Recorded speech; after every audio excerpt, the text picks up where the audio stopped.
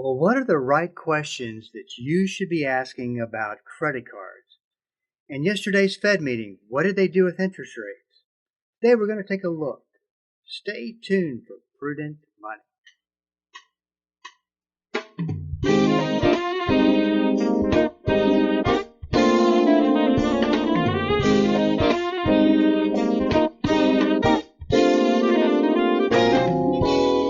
Good afternoon. This is Bob Brooks, and you are listening to the Prudent Money Radio Show. Thanks so much for joining me today. You know I do appreciate it.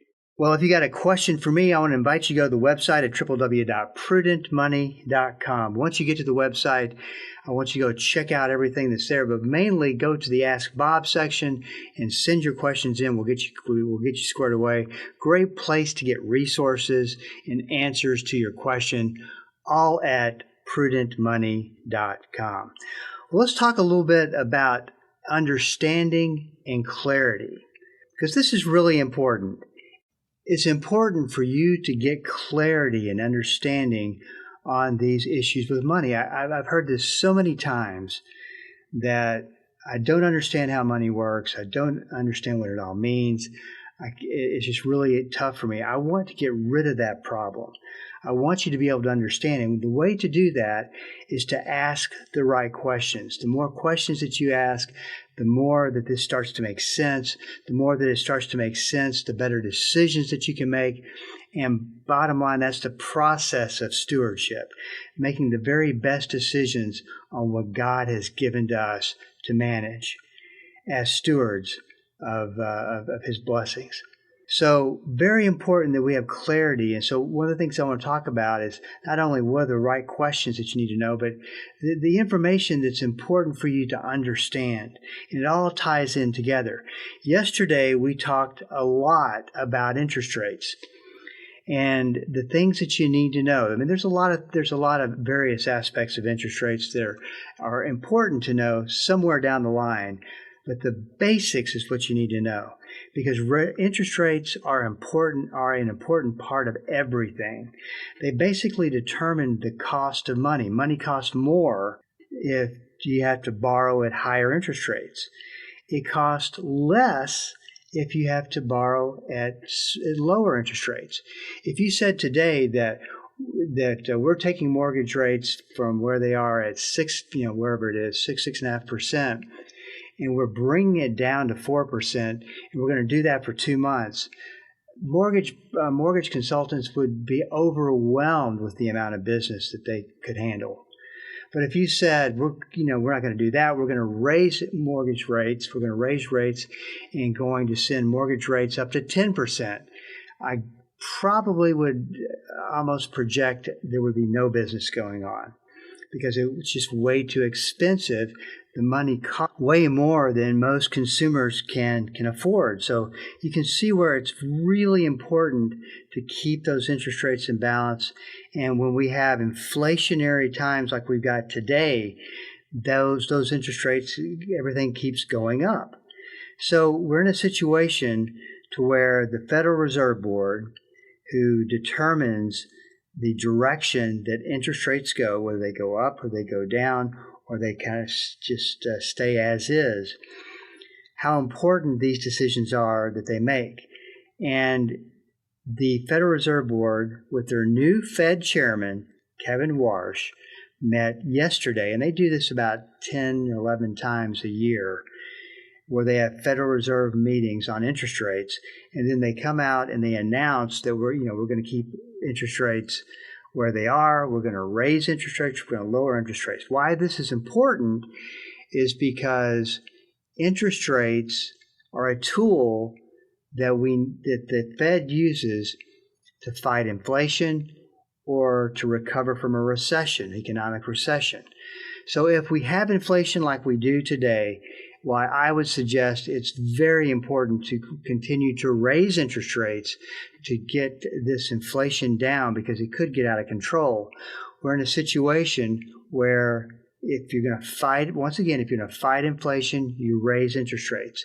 If you're going to fight a recession, trying to bring growth back into the economy again, you're going to lower interest rates. and motivate people to get in there because the cost of money is so inexpensive. And then sometimes they just do nothing at all, which that's what the Federal Reserve Board did yesterday. So the question is, how does this affect my retirement? And you always want to look at all these things that are out there that are happening. And when it comes to money, what at the end of the day, you're mostly important. And this is this is part of the process of stewardship, that you want to know what am I vulnerable to? What could this hurt? Could this hurt my chances of retiring when I want to? Could this make me lose money? I mean, what's the situation? Well, it comes down to bond funds. And bond funds are pretty much a main staple in most 401k plans. And they're important because they are a investment category that, coupled with stocks, will allow you to determine how much risk is in your portfolio most of the time, and will determine how you want that portfolio invested and for once to understand it. Well, with bond funds, it's very simple. They have what's called an inverse relationship. Stick with me on this. An inverse relationship with interest rates. When interest rates go down, bond prices go up. And when interest rates go up, bond prices go down. So if we started to see interest rates start to go up again, the bond market would probably lose value, lose money. Therefore, bond funds would lose money. Does it always happen that way? Will it always happen that way in the future? Absolutely not, because you can't just take one thing and say it's always going to happen. It's an absolute truth. One thing I feel comfortable saying is that it happens, that inverse relationship with interest rates happens the majority of the time. But that's what you need to know when it comes to interest rates and why that's important for you to be able to say that potentially hurts my bond funds, and I might need to look into that. I might want to change something, might want to manage for risk a little bit, whatever you think is most important. But now with what you're learning and the clarity that you're building, you can take that information and you can understand, well, this is what I've learned about interest rates. This is what my financial advisor is talking about, and this is now starting to make sense, which is such a big, big deal.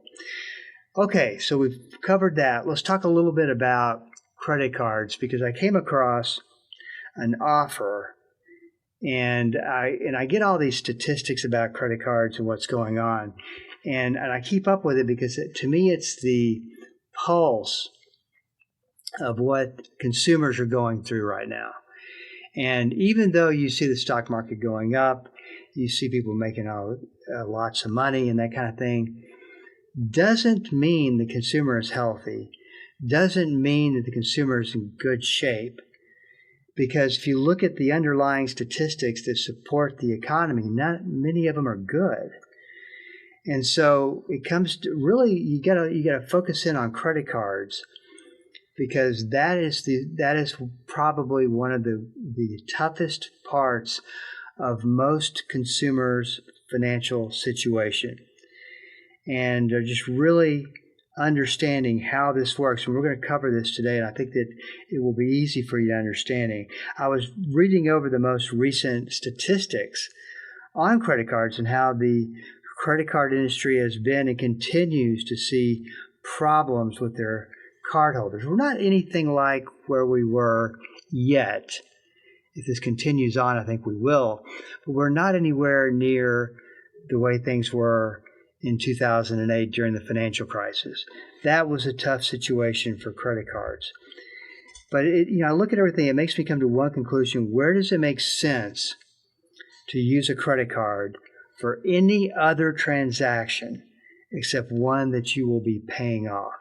So let's take the American Express card. It is set up and established primarily to pay off on a monthly basis debt that you accumulated on that card for the prior month. Now, it does have a component to it, which, by the way, I would completely stay away from and be very careful with, because once you get sucked into the machine, literally, it's one of the toughest debt arrangements to get out of. I love American Express. I love what they bring to the table. I love the fact that people have to pay it off on a monthly basis. That's always worked for my family with American Express. Do not like their credit, save it and pay it later, or whatever it's called. Once again, be real careful about that. It's very simple to turn on your American Express card, and basically it's something, the way it's designed, it just gets away from you, and you have accumulated all of this debt, tough to get out of. Just my 2 cents. But I look at all these high interest rate cards, and when I say high interest rate, I mean the upper teens, mainly in the 20s, 22, 23, 24%. I think we're beyond the days of, well, I want to go buy that flat screen television and I'm going to put it on my credit card and finance it. To finance at 20, 25, even up to 30% makes no sense at all. That's why we've got to make sure we're taking the steps possible to get out of credit card debt and get out once and for all. It's the best feeling in the world, and that's where we need to be setting our sights on. And I want to talk a little bit about this because I want to keep you up to date on what I'm seeing.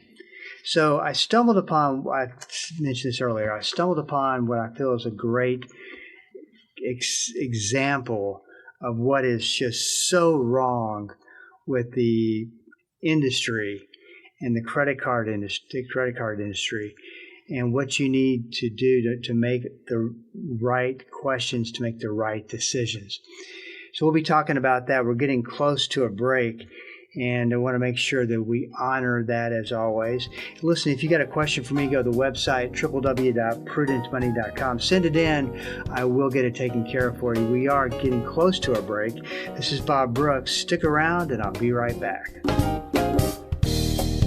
Hello, this is Bob Brooks. Proverbs 22:3 and Proverbs 27:12 are the exact same verse word for word. I call them the stewardship verses of risk. A prudent person foresees danger and takes precautions.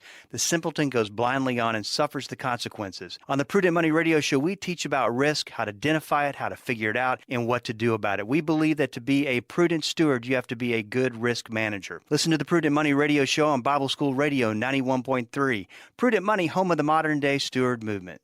Dynamic, practical, life-changing.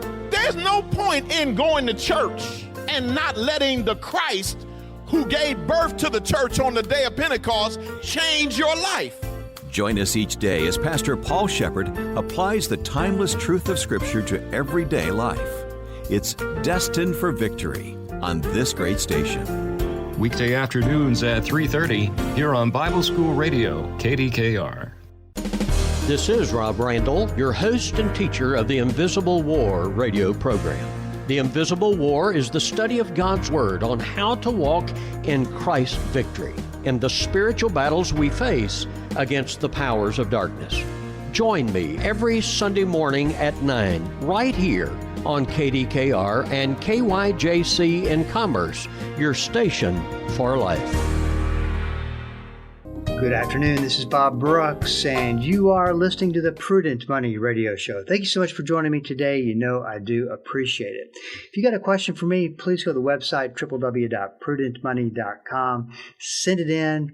I do take a certain amount of time each day to answer those questions and to be available so you can have access to what you need to maybe solve a problem, to get an opinion on something, maybe how to invest in a more effective way. Whatever it is, we're here to help, and that is at prudentmoney.com. Stumbled on a great case example, as I'll refer to it, of a credit card that it comes across as a big deal. The Chase Sapphire Preferred Card. And they say they have a record high welcome bonus. They're going to give you 100,000 points after you spend $5,000 on purchases in the first 3 months from account opening. And now it's they're coming back with this. I think it's been a year since they had this 100,000 point bonus offer. And you can take advantage of this just by, signing on the dotted line. Now, there's something about shiny 100,000. Got to love that round number. Who wouldn't want 100,000 of something? And it's a bonus that you get just for charging up that credit card, putting $5,000 on it. And I'm sure there's some psychology behind that particular amount over that particular timeline and what you get because you did it. And makes sense, not for you, but for the credit card company. And if you read all the fine print, this card offer is loaded with discounts, extra points, memberships, you name it. The right question is, for everybody looking at something like this, is it worth it? Now, a lot of this is what I call smoke and mirror marketing. It's somewhat deceptive marketing because it really makes you believe one thing when another thing is happening. These partnerships that credit card companies or other big companies make with other types of companies they're a dime a dozen. They don't cost you anything. It gives the other company exposure to your customer database.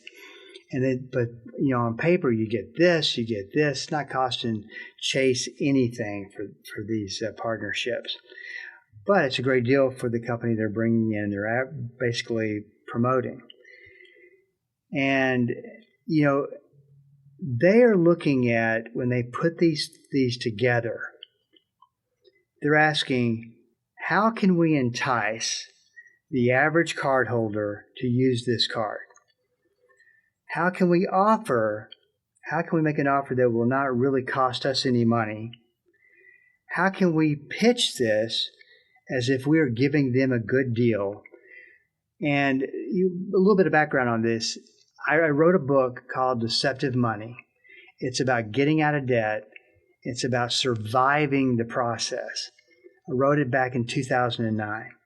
Did a tremendous amount of research on credit card issues, getting out of debt, the companies, the marketing loop that they take you through. And, really nothing that came out of the research of that book surprised me. But this is all about what the marketing from the credit card company to you, what are the credit card companies betting on that you're going to do? I mean, because there's such a psychological game that's going on here, a chess match. And they're betting on, at the end of the day, that you are going to make a mistake. And mistakes are a big way that credit cards make money. What is a mistake? You're late with your credit card payment. You are, pretty much you're late with your credit card payment, and you don't follow the rules and conditions of the credit card that you have, or you accumulate tons of debt. And now you are in a situation where you've got, say, $20,000 worth of debt, and you're paying 25% interest rates on it. So they count on the average person making mistakes. And when you make a mistake with a credit card company, you are making a very, very expensive mistake. Anything that makes those interest rates go up or creates additional fees, it's good for them, bad for you. And they're not there to show you grace. And I think this is one of the things we've got to realize, is because we can look at the marketing, the new shiny card, and think about the cool things we can take advantage of. And at the end of the day, it's not we kind of got sucked into the whole spin cycle, if you will, of credit card marketing. I mean, you are indirectly paying for this credit card with all the benefits. And when I go through the fees with you, it's unbelievable. And this is on this Chase Sapphire card that everybody needs to have, right? Let's start with the annual fee.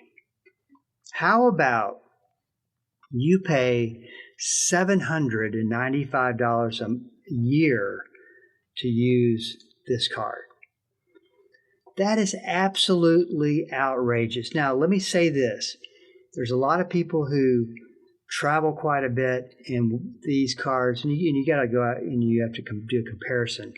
But, some of these cards are they have great travel benefits and do make sense and to pay that fee. For the average person in America, these $795 a year does not make sense.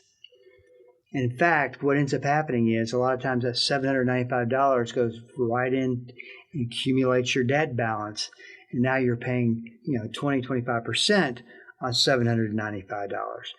The annual percentage interest rate, gotta love this one, 19.24% to 27.49%. So let's say you've got stellar credit.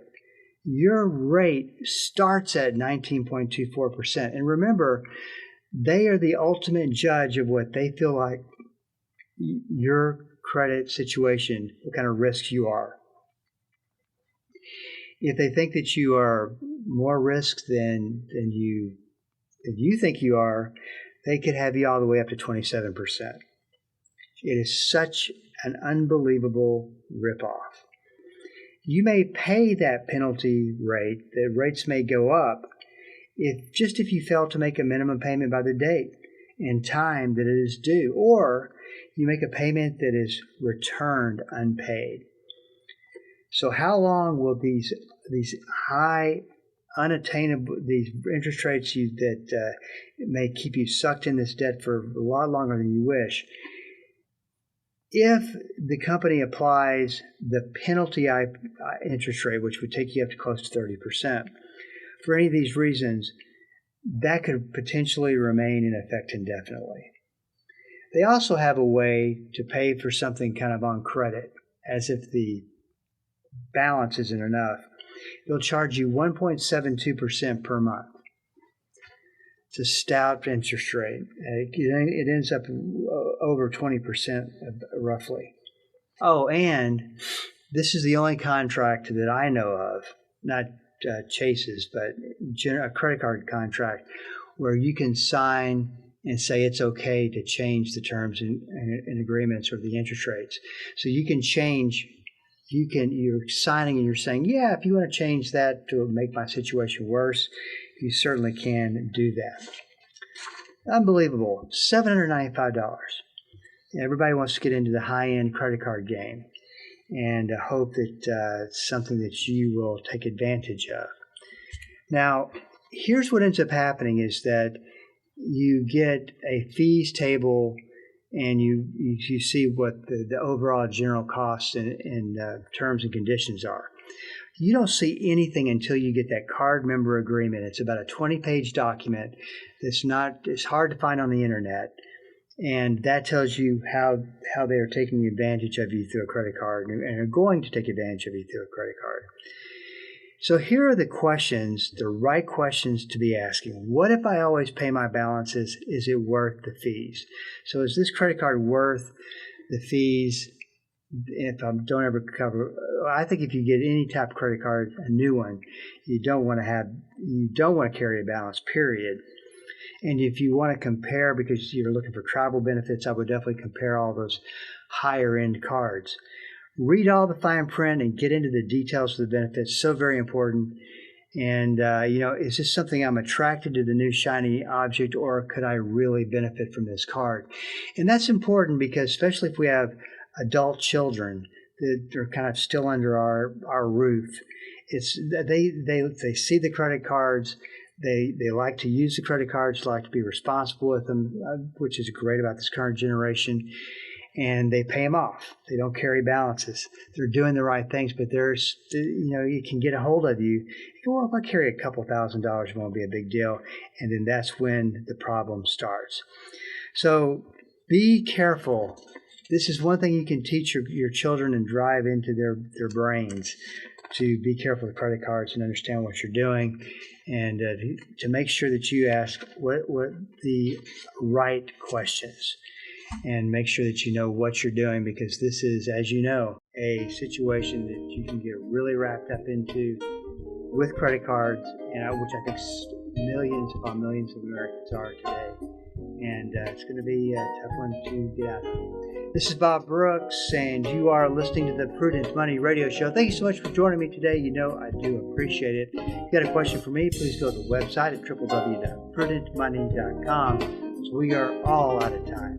Till we do meet again next time, keep the faith and have a great rest of the day. That's all the time we have for today. Questions or comments for Bob, or to find out more great information like what you've just heard, visit www.prudentmoney.com. Be sure to join Bob Brooks again for the next edition of Prudent Money.